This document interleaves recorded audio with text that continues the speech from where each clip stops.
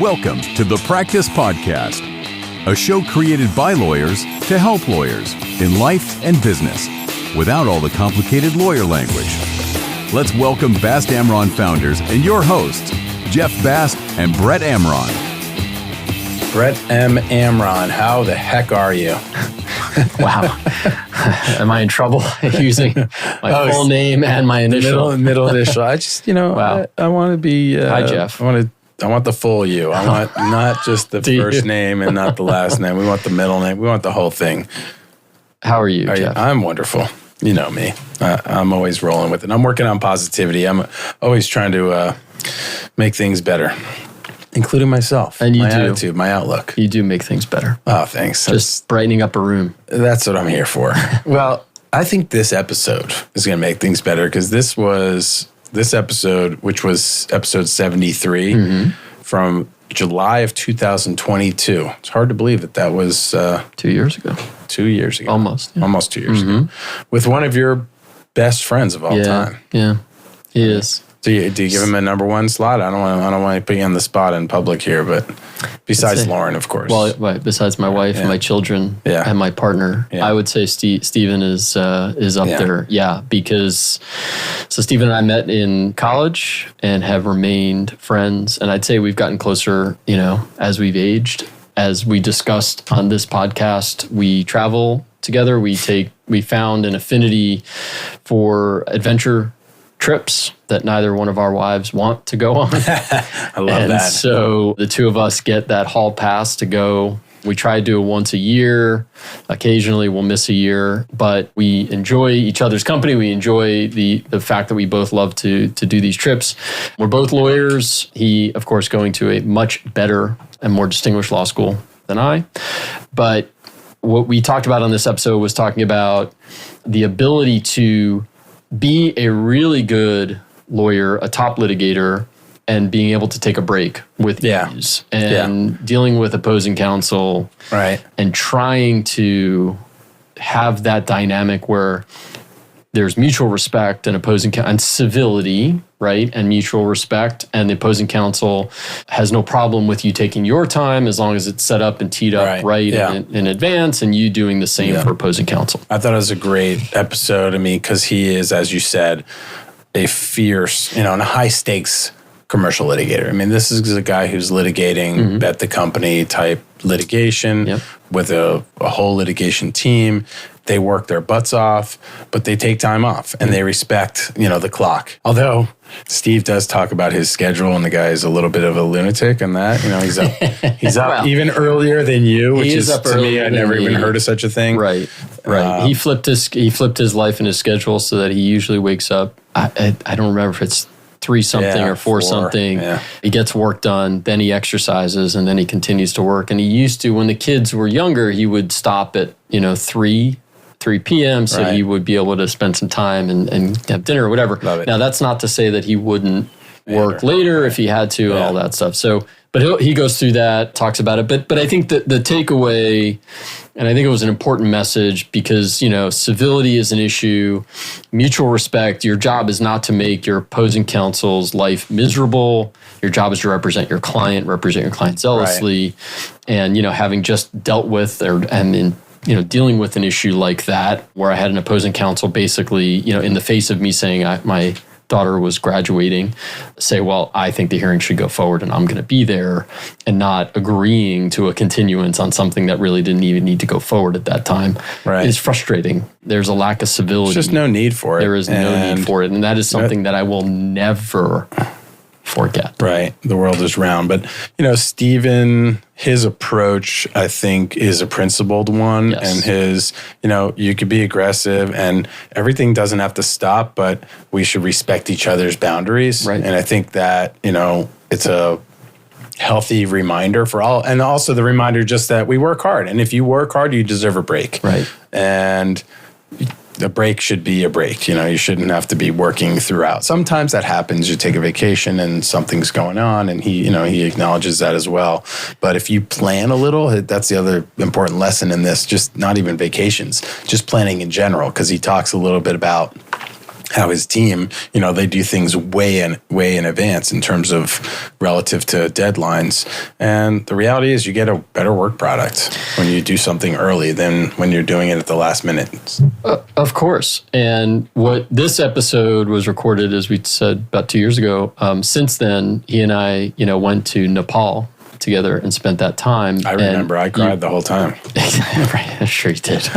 But that was obviously in the other side of the world, and we were remote and really required a lot of preparation. Both I did it, and I know he did it, and then both of us. I remember sitting at the airport, ready to take our flights home, downloading all the emails and everything, knowing that we had about 17 hours or so or more of flying to 19 hours, I think, of flying time, and that we would be able to go through everything and get caught up by the time we landed. And that was both of our goals. Nice. And so, but we had the opportunity to do that. And so I think Stephen lays out a nice sort of way to plan, prepare, to A, be a better lawyer, and B, be able to take your time. Yeah. This is a guy who practices what he preaches, for sure. So enjoy this episode. Enjoy.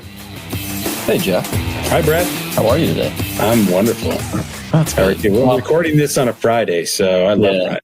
I went for a swim this morning. I'm in a good place. How about you? Wow. Jeff's offering up a lot of information today. I'm good. It's Friday. I know we always say we have a special guest, but I am so excited today because we do, in fact, have a special guest that is really special to me, somebody I've known for a really long time and has decided to remain friends with me for so long. We've known each other since college. And this is Stephen Rosenwasser. Stephen Rosenwasser is currently a principal shareholder at Greenberg Traurig's Atlanta office. He was elevated to that position after only 2 years with the firm, and that was after spending the bulk of his career at one of the premier litigation boutiques in Atlanta. Stephen graduated from Duke University School of Law in 1998. He practices in mostly commercial litigation, class action litigation, financial services, and some employment and labor as well. And over the course of his career, Jeff, you're sitting down for this, he has obtained verdicts and settlements in excess of $600 million. That's a lot. That's a lot. He is as tenacious a litigator as you'll find, but can be fair and reasonable when it calls for it, and always professional and respectful. He's a frequent lecturer and author. Maybe not always. I said when warranted. He is a frequent lecturer, an author on various topics, and he has been the subject of numerous articles and television programs, Wall Street Journal, New York Times, Atlanta Journal-Constitution. He's been interviewed on CBS Evening News, NPR, and Dateline NBC. But while his accolades and accomplishments and his career can fill a podcast, we asked Stephen to be a guest because of his recent experiment with opposing counsel and his attempt to have a true uninterrupted vacation and attempt at work-life balance, which we've talked about on the pod a lot. So we can't wait to hear about it, to share it with our listeners. Stephen, welcome to the Practice Podcast. I appreciate it. And thank you guys for having me. I'm glad we can do this, and I'm glad we can do some more work stuff together. I don't normally critique, Brett, your introductions at all, but you mentioned $600 million in settlements, and I looked at Stephen's bio on his website and $600 million in recoveries, and I see 618 alone just listed right there. So the number must be dramatically higher than. If you know me, I'm very conservative, and I never overstate or exaggerate anything. So I'm going to have to go back and I got to update my numbers. Research. I think the 600 was when I first did it several years ago. Yeah, I'm guessing that number is dated. Not a criticism of you, Brett, I shouldn't say. Yeah, because you can't do that. You can't criticize me. No. It does. I can, and it just doesn't stick. It just doesn't. You're Teflon. Stephen, great to have you. We want you here for so many reasons, but it was that LinkedIn post that really caught our curiosity. It is a crazy world we live in when the thing actually, for however many posts I've done on LinkedIn, the fact that one I wrote about a vacation got the most traction of any post in years is really right. So, before we get into that, the world that we live in as lawyers, all right, with our phones and technology, with opposing counsel and the demands and clients, it's hard, right? Like work-life balance and finding that and being able to just disconnect is difficult. So, as you know, I have stupid hours, as my wife and kids will tell you. I get up normally at 3:30 or 4 in the morning, which I acknowledge is insane. The beauty of the phone, you would hope, is that getting up at the hour I do, I can stop working at a reasonable hour. Usually my goal was mid-afternoon. And then if something comes up, having the phone gives you the ability to just quickly deal with it and then go back to whatever I was doing. But the problem is the phone really doesn't let you get away. And people who are more disciplined than I might be able to put it down and not look at it. But I think that's the very rare person who can do that. So it ends up that my day just goes on forever. So yes, it is very hard to try and find the balance, particularly in the world we live in with all the technology. You and Brett are peas in a pod with your hours generally, waking up so early. But I know Brett wakes up and puts in 10 to 12 miles running in the morning. Are you waking up at that hour and starting to work? What's your routine? Because I work from home some now, I get up, I go downstairs, I work usually from like 4 to 6. Then I'll do my hour of working out, and then I'll go back and work again. So your team starts getting emails from you at 3, 4 a.m. type? So I will tell you that it has been, I won't even say once or twice, it has been several instances when I have ended a case and weeks later I've had opposing counsel say, I miss getting up and seeing all your emails in the morning. Because you get up and normally if you're on the other side, you've got 1, 2, 3, 4 conferral emails or whatever else from me. So now at the same time, late at night, people know they can send me whatever they want and they're not going to be looking at it. Right. And by late at night, I mean like 8:30. Right. I was going to ask, if you're up at that hour, what time are you in bed to go to sleep? I go to sleep between 8:30 and 9. So my kids tuck me in and then they go have the rest of their day. I'll send emails, but I won't sit down to work right before I go out and exercise. But I will check emails sometimes and I'll respond to some things. And the exercise sometimes will generate some ideas and thoughts and I'll send it off to the team. But like me, I would imagine your view is, look, I'm not expecting any response for quite some time. I just want to get it to the other side during the time that I'm, working. More than that, particularly as I've been fortunate enough to grow my business and get bigger and more clients, the hours between 4 and 8 are invaluable because it is 4 hours I can write a brief or do what I ever need to do without being interrupted, because once it hits about 8 o'clock, if I can get 15 minutes straight, I'm through.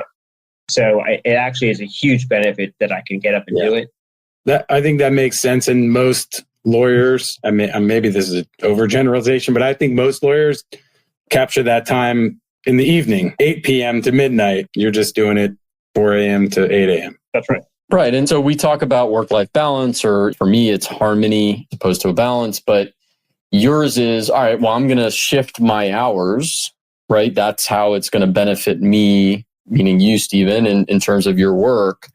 But that doesn't mean you work less. In fact, I know you work a lot and put in a lot of hours. Your hours are different than others. Yeah. And what I was saying with the phone and technology is I think it actually has over time caused me to work more, which I'm trying to be mindful of. Although that being said, on the balance harmony issue, I would rather work 16 hours a day during the week than work on the weekend. I'm very religious about, unless absolutely necessary, I will not work on the weekend. Right. And I think there has been a lot of dialogue around this, especially in the legal field. And I do think that there has been some movement on it. But look, even the judiciary and the judges will issue orders and say we need a response in 24 hours or 48 hours on some things. And that's tough. That creates some significant impact on the lawyers and their staff, right? Fortunately, I haven't had too much of that. And probably because I'm obsessive and type A, I get or endeavor to get most of my stuff done well in advance. And I work with and train my associates to do the same. So there are very few fire drills on my team. If we've got a brief due in 30 days and we're working hard the day before, something has gone really wrong.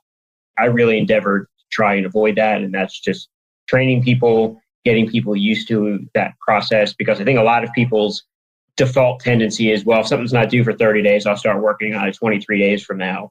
And people who work with me, we don't do that. Because you know what? Inevitably, what you're talking about happens. And now you've got to have your original brief and this thing that's a fire drill done at the same time. And that's when you really run into a problem. And I think if you get people conditioned to not work that way, it solves a lot of that. Right. I think a lot of the work-life balance is just scheduling, just prioritizing and scheduling. Right. And planning, because there's so much of our lives is unscheduled and unplannable. We have emergencies that come up. We have life issues that come up. People have sicknesses, whatever it is, things come up. And so if you can schedule and plan out as much of the plannable things out, then I think you're better served. And on the vacation thing, when we talk about that a little bit more, I start the crazy maneuvering to try and keep that window open literally a year in advance. Like right now, for scheduling orders I'm looking at my vacations next year because I plan my vacations a year out to be able to do this. And I make sure, so as Brett knows, we're supposed to go to the Mount Everest next year. And I had a status conference 3 weeks ago. And the judge wanted to plan a trial. I think it was in the beginning of May. And I was like, look, I'm going away next April. I really don't want to do it. And the judge said, okay. And we moved it to June. So I think a lot of it is just getting out ahead of it. Presumably you got no pushback from the judge at all, right? Because it's a year out. So that is the other thing that I've learned is with rare exception, and there are definitely some exceptions, judges are people too. And if you say, hey, I want to go away with my wife or whatever else, as long as you don't abuse it, they're generally fine with it. Well, especially when you're a year out, as Jeff, I think, was alluding to. Judge, look, we're scheduling this now. Hey, I'm going to be away in April of 2023. Can we not schedule the trial in May? Can we do it in June? Whatever it was that you worked out, of course the judge is going to respect that. And so should opposing counsel. Yeah, I mean, if you have a trial in June and you go to the judge in May and say, hey, I just scheduled this vacation, that's when you're going to get into trouble. Yeah, of course. As, by the way, I can't disagree with any judge that would give that a problem, right? Obviously, emergencies come up, not a vacation, but emergencies come up and people have things. But if you're planning it out, I mean, not everyone does what you do and plan vacations a year in advance, but most people don't. You can plan them far enough in advance. You should let people know that. But I think a lot of what we're going to talk about works if you do it far enough in advance. Because everybody's got to know sort of what the schedule is, and everybody shares their own schedule. If you're doing it on 2 weeks' notice or things that are otherwise planned, it doesn't work. I liked, Stephen, what you said about training your team and the people you work with on getting ahead of deadlines. Can you kind of walk us through just an example? If you get a 30-day deadline to file a brief, are you meeting on day 2 and mapping out a detailed schedule, or walk us through that? No, what actually has worked the best, and today is a perfect example of it, is I lead by example. So we got some discovery in a case this week. I agreed to respond to the interrogatories. I had somebody else doing the request for production. 3 days after we got it, because I had a little time this morning that I didn't have pressure, I wrote out the answers, circulated them, and that prompted the guy who's doing the request for production to write me back and said, I'll get you the responses by Monday. They see it, and I think a lot of... Now look, to be fair, because I don't want to create unfair pressure on people saying, he got his done, I need to get mine done. I wrote back and said, listen, I'm way ahead.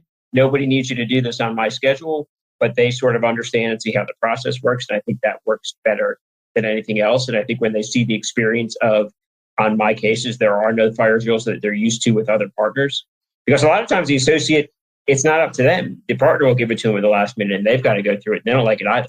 So I think once you experience that process a little bit, you really don't even have to tell them anything. They want to do it that way. Yeah, that makes perfect sense. And I think sometimes you see young lawyers pushing back on deadlines because they feel like, oh, it's an artificial deadline. Jeff just gave me this deadline early. It's not due. For the message you're sending is a great one that, look, this is going to be better. First of all, it's going to be better for all of us, but also you're going to get a better work product that way. Starting early, having the time to refine things and do the additional research you need to, or work through it as well. And I will tell you on that point, the number of cases, particularly on things like motions to dismiss or summary judgments that I have won based on things we've thought of the third iteration around, far exceeds the first go round. And if you don't give yourself the time to do it, I think, frankly, I give a lot of my success to the fact that we're able to give it that much time, because sort of the generic responses are good, but often it's the more creative arguments or the stuff that you find later on when you've got the time to really critically think it through that win. Yeah, nobody can argue with the success, but nobody can argue with planning and getting things done in advance, which is something we try to preach here too. Unfortunately, it doesn't always work out that way, but if you can do it, the majority of the time, I think it is a huge benefit and service, not just to the lawyers working on it, but the clients, right? Like you said, it gives you the opportunity to sit with some stuff, sit with some discovery responses or a brief and be able to think about it before you just, you type the last sentence and have to ship it off because of the deadline. You don't have that opportunity to kind of sit with it and absorb it and then maybe make some changes, maybe come up with some more creative arguments. Or I will also say clients love it. When a client can get something and they don't have to turn it around back to you in a day and they can do it on their own time frame, you've got a really happy client. Great point. For sure. So if we can turn to this specific experiment that I alluded to earlier, which was the recent trip out of the country, and you're in preparation for that, your attempt at talking to opposing counsel and getting their agreement that they would effectively leave you alone to the extent they could. And those are my words, not yours. Leave you alone. And basically, you offered to reciprocate when they had vacations. And overwhelmingly, it seemed like it worked. There may have been one person who didn't take to it. But tell us a little bit about the experiment, how it came about, how far in advance did you sort of throw this out there, and what kind of response did you get? And let me just throw out there one other thing, which is if you want to follow Steven on LinkedIn, you'll see his post. And then there was a follow-on post, and it really got a lot of traction. We could put it in the show notes. We'll put a link to it in the show notes. Yep. And then, Steven, you will have millions of followers. All right. So actually, there was sort of iterations to this experiment, or sort of how I handled it. And it starts with the premise: there are those people who can go on vacation and work. I'm not one of them. If I'm going on vacation, I want to be on vacation. And frankly, if I do an hour a day on vacation, I don't come back feeling refreshed because I haven't truly gotten a break. So what I started doing a couple of years ago, pre-COVID, was when I left, I would have associates and or a partner that I trust take over everything, which I think is somewhat common, and let them know what I was doing. But one of the issues is you get inundated with mail, back to the joy of the phone or email. So what I said to the people who are helping me is I said, listen, I'm going away. I'm not doing any work. I'm not going to respond to anything. And if you send me an email and I'm gone for a week, I'm going to see it 8 days from now. And there'll probably be 40 follow-up emails after that. And I'm going to have to spend a day just trying to figure out what's what and what still matters. So what I started doing originally was on my side, on my team, I said, listen, don't email me anything. Don't copy me on anything. Don't BCC me on anything. Instead, just keep track of everything you're working on. The day before I come back, I want one email from each of the associates or people who are helping me that has, a heading for each case, what happened I need to know about, attaching to the email what I need to read. And then I've got in one concise place everything that happened, and I don't have to cut through the literally thousands of emails before that don't even matter anymore, and that would take me days to catch up on. Putting aside, of course, obviously, if there was an emergency, what I said is, because I didn't want to check emails, just call me or text me. Even though we like to get away and you try to put down these markers, obviously sometimes things come up and you've got to deal with it. And I gave an avenue for that to happen. But that generally was very successful in terms of sort of keeping my phone from my side quiet. But the problem is you would come back and I still had literally thousands of emails because the other side was still moving along like I'm there working all day, every day. And as anybody who does what we do knows, you get hundreds of emails a day. So if you leave for 7 days, you're still coming back to just an insane amount of information. So that's how I did it pre-COVID. Then with COVID and no travel for a while, and then I had a couple of vacations canceled last year. I had actually, right now I went to Patagonia in April, and I really needed to get away. It had been about 3 years at that point since I went on vacation. My cases were very active, and I did not want to come back to what I assumed was going to be, again, thousands of emails from the other side. So what I started doing for a trip in April of 2022 was in November, December of last year, I let the opposing counsel know in my cases, here's when I'm leaving. I'm going to be out of the country. I'm not going to be dealing with anything. And here's how I want to handle our cases. When I'm gone, let's effectively stay the case. You're not going to send me any emails. You're not going to call me. You're not going to demand I do anything. Nothing's going to be due 2 days after I get back, because that's the other thing is it may not be there happening when you're gone, but it'll be 2 days when you get back, and then it's on your head the whole time. Everybody's going to get, I want a cushion. And I said, but this is going to be mutual. You're going to send me your dates when you're going on vacation with your family, friends, whatever you're doing. And throughout this case, what we're going to do is when anybody's gone, nobody's emailing anybody. And we'll see how it goes. So I did that. I was gone for 12 days in April. It was so successful. I got home on Saturday morning, assuming I was going to have to clear out emails all day Saturday and Sunday. I didn't have to work. I had under 10 emails I had to deal with, substantive emails, in a 12-day period. And it wasn't that all this stuff went on. Everybody honored the deal other than one person who sent me some things. And even that person, as much as it was irritating, said, I know you're out and we'll get back to you when you come back. So even that's sort of a lesser version of what you would normally get.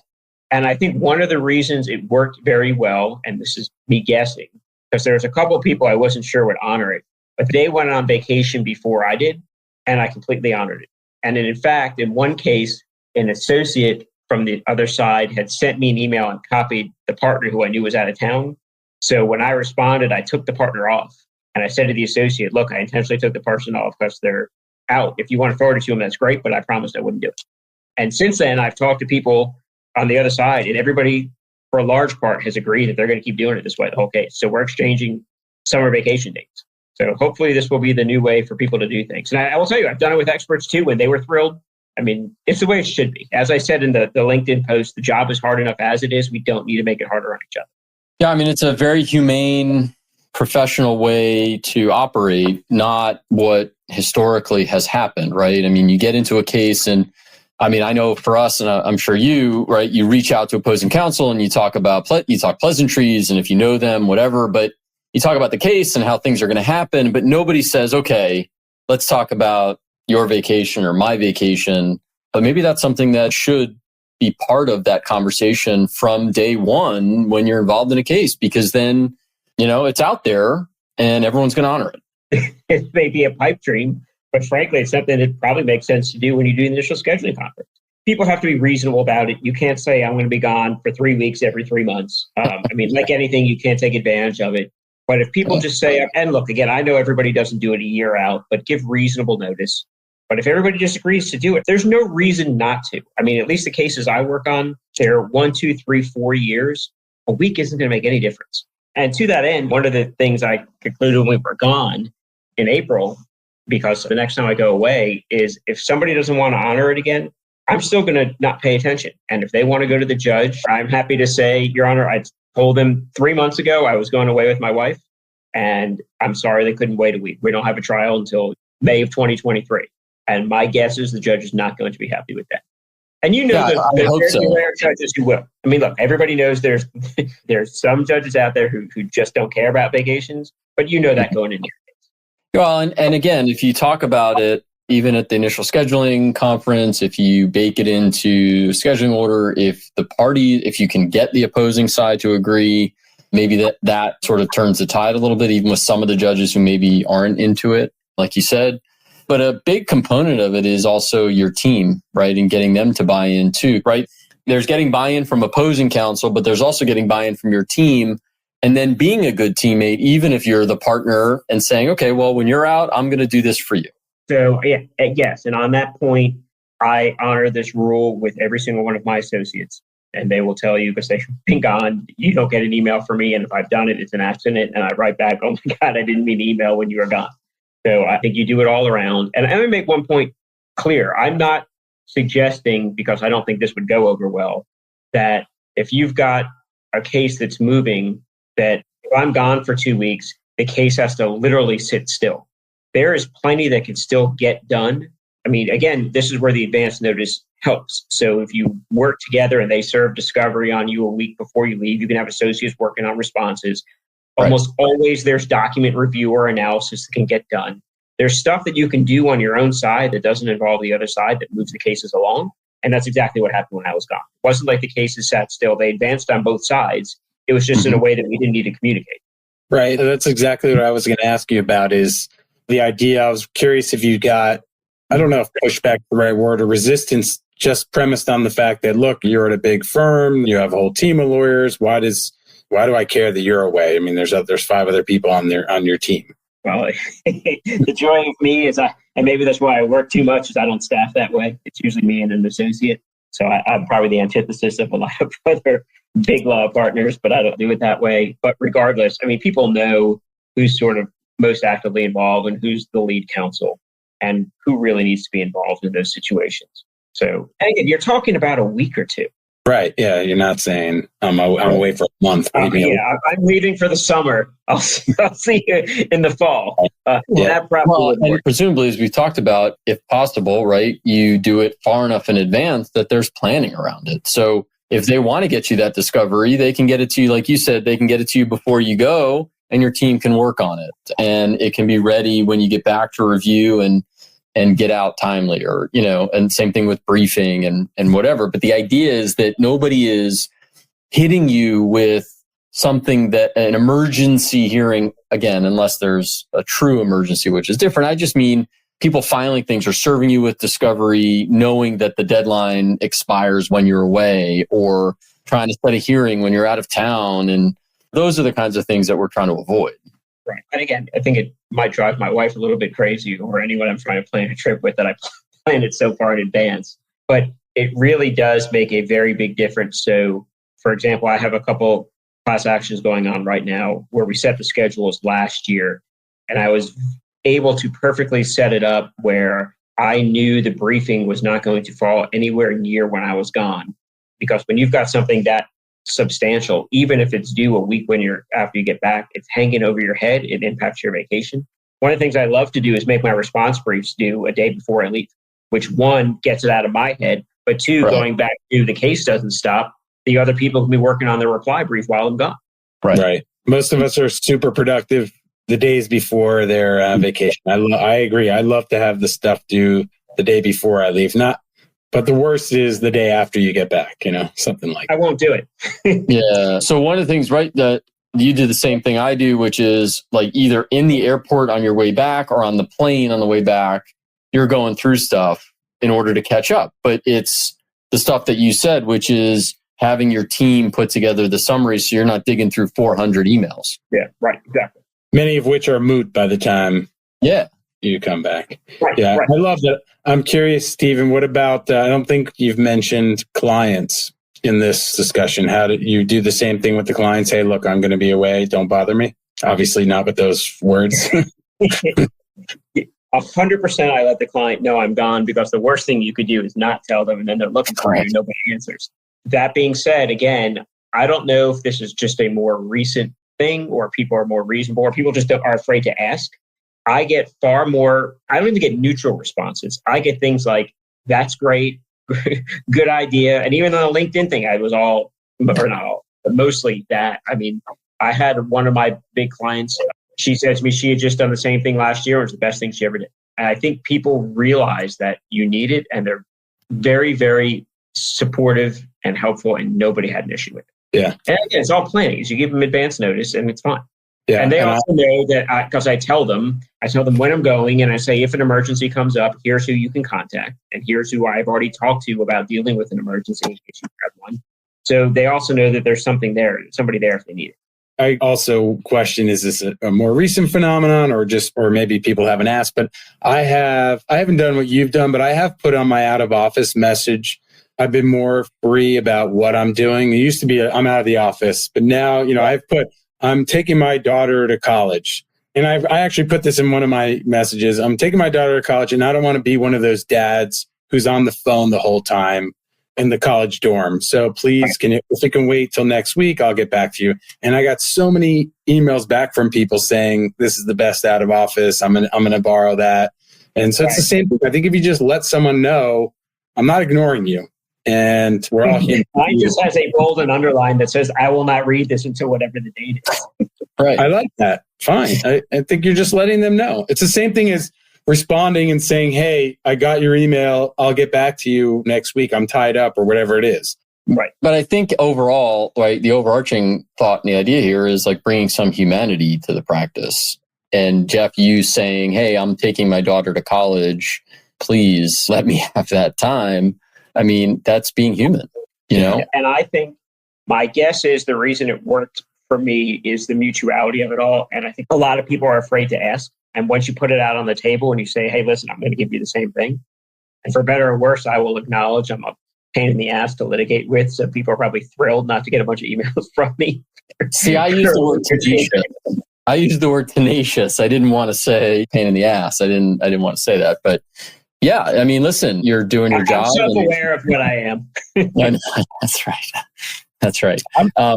Listen, there were times, right, when both of us were looking at our phones when we had some service, but we both tried to put them down. And thankfully, right, for us, when we were away from wherever we were staying and we were out, there was no service. Like we didn't have it. So we really didn't have, the ability to check our phones, which was good. I mean, that was the benefit. That was the idea. That's the idea of getting away. I want you both to know that they're putting 5G on Everest. So I wouldn't be surprised if it was already there, by the way. Yeah, I agree. I wouldn't be surprised. Yeah. So, yeah, I mean, that, you got to kind of go to the end of the world not to have service. But I really did love, because we had talked about it on the trip. I knew you were doing it. I was able to see the post. I was able to see the reaction to it. And I think it's a great idea. I think, again, there's two levels to it. One is dealing with opposing counsel, but also dealing with your team internally as well. And so I think it is an example that we all should sort of aspire to. And is it going to work all the time? No, but hopefully it works more than enough that will allow us to be able to get away for a bit and enjoy our vacation and our families. I like it. Stephen, I hope you do some of our clients so that we can have the same mutuality in one of our cases. Sounds good. Stephen, thanks so much for the time. We appreciate it. Jeff's going to wrap us up here. Appreciate it. Yeah, this is great. We definitely want to have you back because I feel like we only scratched the surface on this and so many other topics. And for the rest of you, there's way, way, way too much to talk about. Yeah. If you like this episode, please give us a 5-star review, share the podcast with your friends and family, follow us on wherever you listen to your podcast, and have a fantastic day. Thanks, Stephen. Thanks, Brett. Steve. For more information on this show and other resources, visit fastamron.com and connect with us on LinkedIn, Facebook, and Instagram @FastAmron.